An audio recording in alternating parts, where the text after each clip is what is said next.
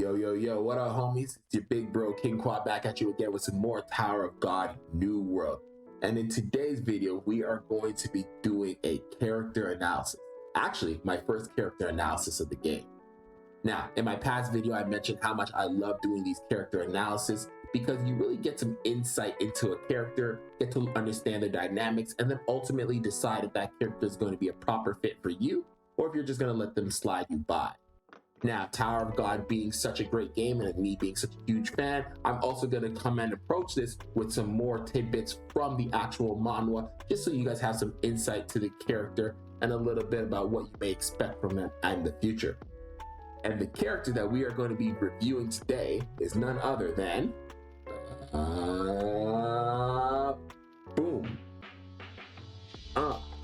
homie Yihwa Yeon.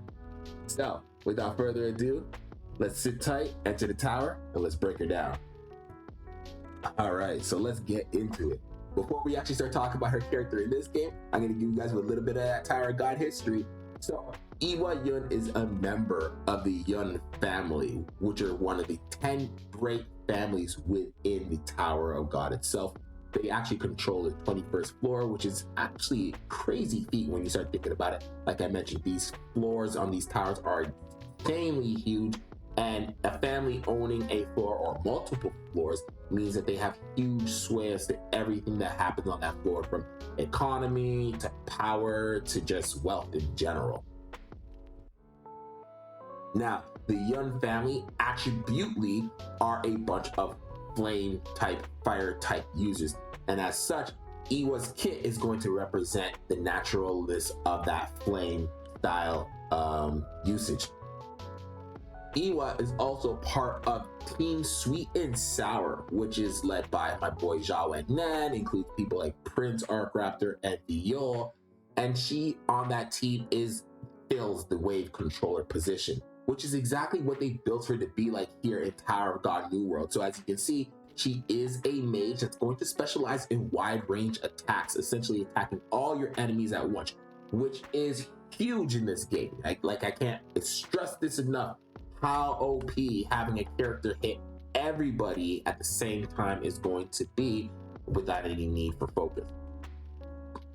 Now, let's take a look at her skills and start dissecting them a little bit one by one.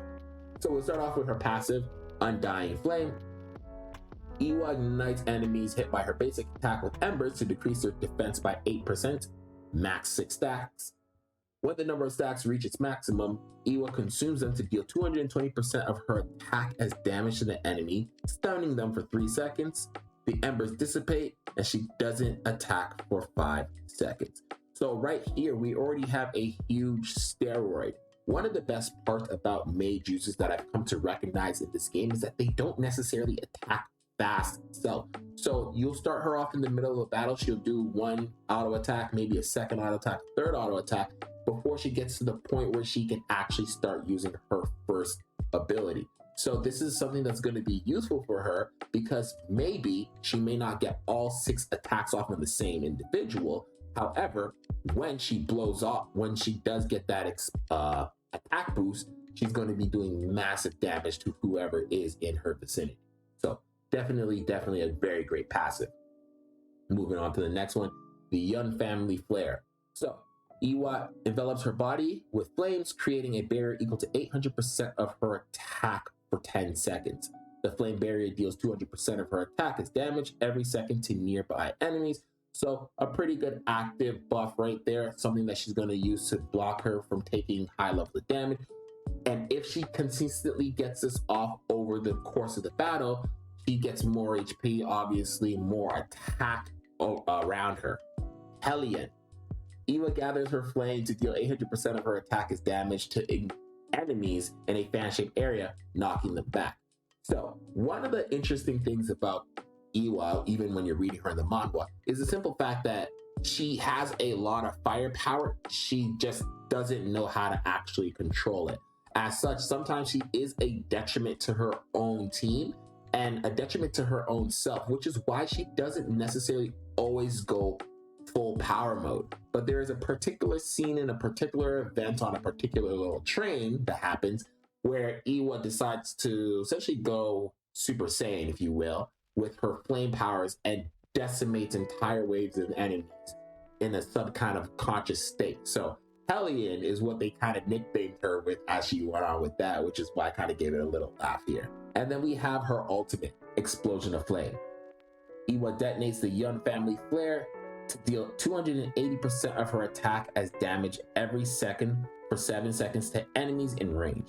She becomes immune to status effects while using the skill, but her physical and magic resistance are decreased by 20%. Now, I've tested this ability, this special move, and might I say that it is absolutely busted. I mean, of course you're going to be putting Yihwa in the back lane position anyway, but if no one can actually target her, like you're going to definitely want someone like an Adorsey to jump on her, maybe an Anak who goes to the back line and whips a user across. But if nobody gets to Yihwa before she actually activates her Explosion of Flame, then she is such a devastating user because she's going to be hitting everybody throughout the entirety of the map with this 280% boost of an attack across the field. It is absolutely disgusting. Now, let's not also forget the fact that Yihwa is a yellow user. And if we kind of flip out the codex reel here and flip this and search, boom. Take a quick look at the yellow users. I don't have all of them at this current point in time, but she fits and works with Bomb, Evan, Rock, Jawag Nang, Shibisu. Take a quicker look. She even has my homie Gray, who's going to come out in another video as well. So I honestly believe that the yellow team currently is stacked. Why do I believe it's stacked? Well, Evan is the best high-level healer in the game because of his ability to grant you immortality. Bomb is just an energy battery, so consistently giving his team energy so they can get their ultimates off a lot quicker. So if you take the mix of Evan, Bomb, and then put my girl Yihwa into that mix, she is going to be consistently surviving because Evan is going to be giving heat shields to the rest of the team, while she stands in the back and acts as your main DPS to the team. Add the fact that Bomb can stun people as well with his ulti or his reverse flow Shinsu.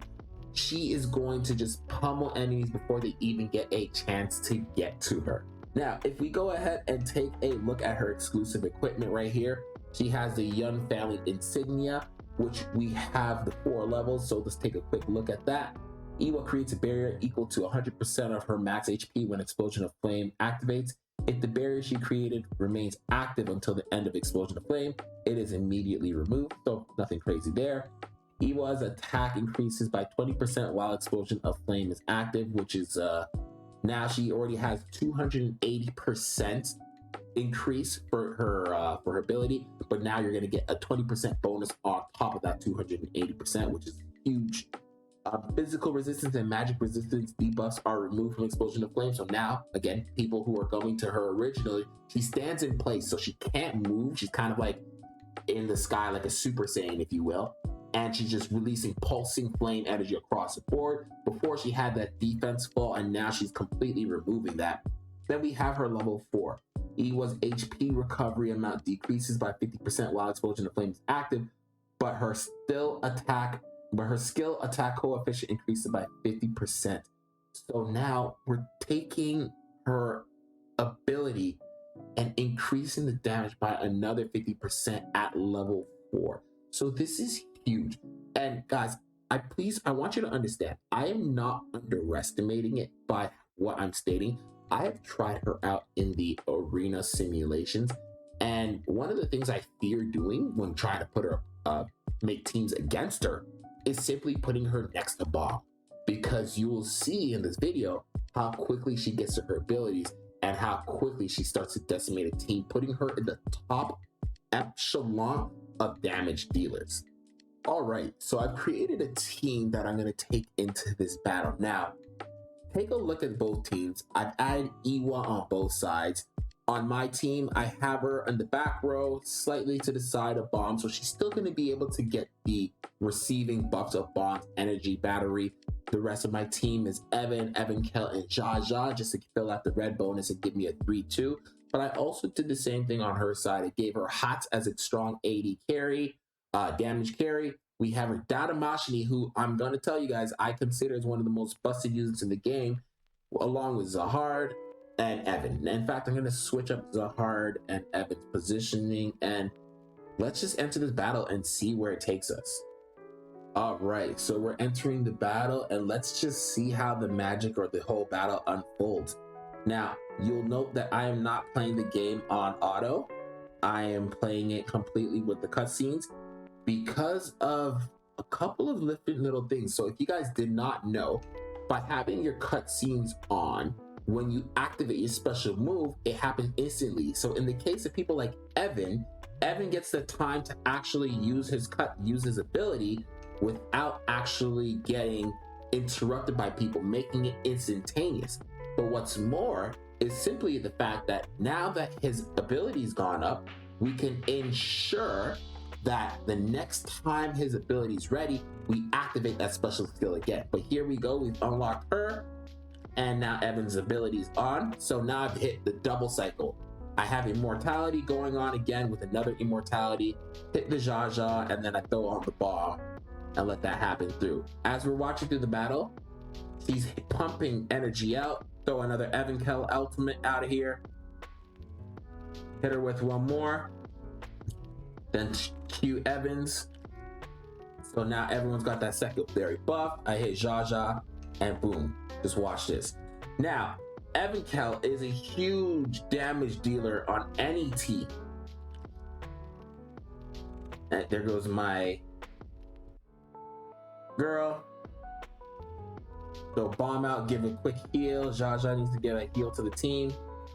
And then Evan just does his thing again. Evan, I'm telling you guys, is probably the most busted unit in the entire game. I don't care what anyone says. It's not about damage if you can't die. So, battles ended. Jaja queued up the front. Look at the damage, people. Are you seeing this? 397 million just from Yihwa on my side. Look at the Yihwa on their side. 255 million. And then, of course, Zahard with 657 million damage. Now, please note that Zahard is a SSR plus unit, which means that he needs a lot of resources to get to the level where he's going to be doing all of that for you. Plus, you got to remember that Zahard, when he dies, gets to use his ultimate again, especially at the level 4 exclusive weaponry buff. But we're not here to talk about Zahard. That's going to come up in another video. If you take a look at my team, Yihwa pulled 397 million from the back zone. Meanwhile, Evan Kell, who has an ability that targets an area and pulls people in, was only still able to capitalize on 281 million. This is how powerful and strong her ultimate ability is, and the ability for the fact that it's going to go across the entire field to every single enemy. Now, I didn't mean to hit replay. But since we got the replay going, let's just watch it again. So you're gonna see Evan do his thing. Skip through this. Evan Kell does her thing, skip through this. Now look at here. This is what I want you to see. The moment her ult goes off, just watch the battlefield of damage. 1. Crit. He's critting every time she pulses a heat wave. The fact that she's critting while she's pulsing a heat wave, and that nobody has the time or the option to come in and actually attack her. Zahard is focusing bomb. She's still full HP. Evan is gonna do her thing again. I'm gonna release another ultimate. Evan Kell releases her ultimate. Jaja keeps doing her thing to keep Evan Kell alive, and I'm just pulsing. Just straight damage through. She got hit with a big wipe move because of Zahard's ult, but again, she puts on her barrier. She got killed before Evan's final immortality buff came on one more time. And just the field is a field of chaos. Zahard throwing his ultimate AoE everywhere. But man, guys, I'm not joking when I'm saying that outside of the ability of your SSR plus units, Yihwa is definitely on the more broken side of characters that you could potentially have. So, honest to God, that is something you should look into. So that's a huge plus for her. Let's stay there. But now let's change the team formation up a little bit to make their team a little bit more evenly balanced against mine. The cool thing about Yihwa for us at this current point in time is you can actually, where is it? Nope. There it is, right here. Under the growth tab, you can unlock Yihwa for the measly price of 3,000 Suspenio, which I am going to do right now. Our family flame will never be extinguished. Klutz. Perfect. So, I got her on my roster. This is something that every one of you guys should be doing if you currently do not have Yihwa at this current point in time. Make sure that you get it for free because you also get this bundle of 24 hours worth of loot as well as a rapport box with it. But on top of all that, there is a quest going on that boosts with her, so we can change it to here. Yeon's growth mission. We still active at this current point in time on my server, I think server 42. We still have 6 days left of this mission, so I'm gonna receive this for grabbing her. And we got a couple more different options of things to get to. If we hopefully get her all the way to 100 points, you get another copy of Yihwa helping you to progress her all the way to her higher levels of proficiency. But yeah, this is Yihwa Yeon. Cool little thing about it, if you guys do get her, she does have a costume. Where is it? Over here. Boom. So if you do get it, you can get her in a lively fisherman outfit. I don't know why it's lively fisherman, but hey, still works out. I'm going to be completely honest with you. I am 100% summoning for her. I'm going to be putting her in the top slot of my rate up, and I have 173 pulls at this current moment in time, which is great because for sure I'm going to get to that SSR plus, which is going to help me hopefully get another copy of Evan to help keep my team alive as I'm climbing through the tower and get to the higher levels where there's going to be a deficit. With that, guys, what are your thoughts? Are you going to get Yihwa Yeon? Do you already have her? And how has she been performing as part of your team? Let me know in the comments below, and I'll be sure to discuss and give you every little tip and trick that I ever find out with her and discover with her as I play along. Well, that's been everything today for you guys in the tower. It's your boy King Quab, and I'm signing off. I'll catch you in the next one. Peace.